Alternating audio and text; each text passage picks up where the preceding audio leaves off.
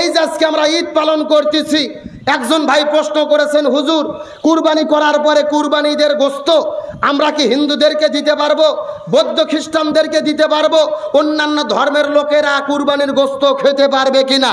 এটা জানার দরকার আছে না নাই?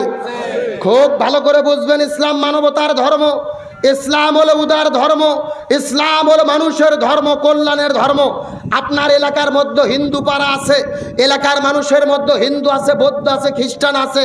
শরীয়তের ফয়সালা হলো আপনি জোর করে কাউকে গরুর গোশত খাওয়াতে পারবেন না, তবে ইচ্ছে করে যদি কেউ খেতে চায়, যদি তার আশা থাকে, খাবার মতো ইচ্ছে থাকে, তাদেরকেও কুরবানির গোশত দেওয়া যাবে, কোনো সমস্যা। সুবহানাল্লাহ বলেন। আপনি কুরবানির গোশত বৌদ্ধ খ্রিস্টান হিন্দুদেরকে দিতে পারবেন যদি তারা খেতে চায়। কিন্তু ভালো করে বুঝবেন, আজকে যখন হিন্দুদের দুর্গাপূজা হয়, দুর্গাপূজার মধ্যে কিছু নামধারী মুসলমান যায়, এমন মুসলমান আছে না নাই? কিন্তু পূজায় যাওয়া মুসলমানদের জন্য কি হারাম, কবিরা গুনাহ এবং স্পষ্ট শিরিক। আর আল্লাহর কোরআন বলেছেন, ইন্নাশ শিরকা লাযুলমুন আযীম, শিরিক হলো মহা জুলুম। অন্য জায়গায় আল্লাহ বলেন, আল্লাহ শিরিকের গুনাহ কখনো মাফ করে না, করবে না। এত মারাত্মক গুনাহ হিন্দুদের পূজায় যাওয়া। আবার ওই হিন্দুদের পূজায় গেলে হিন্দু ভাইরা তাদের বিরুদ্ধে বলতেছে না, তাদের ধর্ম পালন করুক। ওরা মূর্তির নামে একটা মিষ্টি তৈরি করে, খাবার তৈরি করে, তার নাম হলো প্রসাদ। কি নাম বললাম? এই প্রসাদ তৈরি করে। আমাদের দেশে ডিজিটাল কিছু যুবক যুবতী আছে, ওই পূজায় যাওয়ার পরে প্রসাদ খায়। কথা কন না গা? এটা সম্পূর্ণ মুসলমানদের জন্য হারাম, কারণ ওই খাবার তৈরি হয় মূর্তির নামে। আল্লাহর কোরআন বলে, আল্লাহ ব্যতীত অন্য কারো নামে যেই খাবার তৈরি হয়, ওই খাবার মুসলমানদের জন্য কি স্পষ্ট হারাম। এখন আপনি তারপরেও তো কিছু মুসলমান যে কি করে খায়, তাহলে যদি খায়, যারা প্রসাদ খেতে চায়, হিন্দুরা দেয় কি দেয় না? খেতে দেয়, যে খাবু তোরা খা, কুত্তর মতো বেশি করে খা। কথা কন না কে? তাহলে মুসলমানরা যে ওই জায়গায় খাচ্ছে। এখন হিন্দুদের ধর্মের বিধান কি? হিন্দুরা গরুকে তারা দেবতা মনে করে। আমি বিরুদ্ধে বলতেছি না, বোঝার জন্য। তারা গরুকে দেবতা মনে করে, সম্মান করে, গরুর গোশত খায় না। কিন্তু সব হিন্দুই কি গরু খায় না? আমি নিজে দেখেছি অনেক হিন্দু গরুর গোশত খায়, অনেক হিন্দু।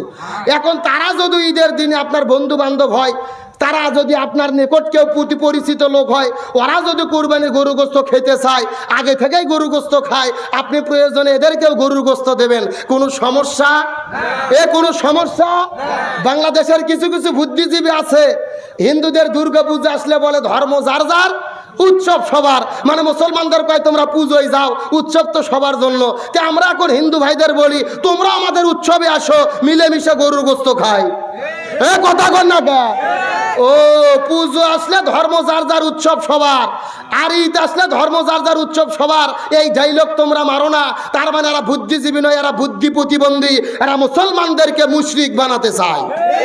খুব ভালো করে বুঝবেন, হিন্দুরা হিন্দুদের ধর্ম পালন করবে, ওরা দুর্গা পুজো করবে, আমাদের আপত্তি নেই। আমরা মুসলমান, আমরা ঈদ পালন করব, ওদের কোন উৎসবের মধ্যে যাওয়ার সুযোগ নাই। ধর্ম যার যার, উৎসব তার তার। কথা কন না কে? আচ্ছা, আমি যদি বলি বউ যার যার, হক সবার, আপনার বউয়ের হক দেবেন? আমি যদি বলি পুকুর যার যার, মাছ সবার, আপনার পুকুরের মাছ দেবেন? আমি যদি বলি গাছ যার যার, আম সবার, আপনার গাছের আম দেবেন?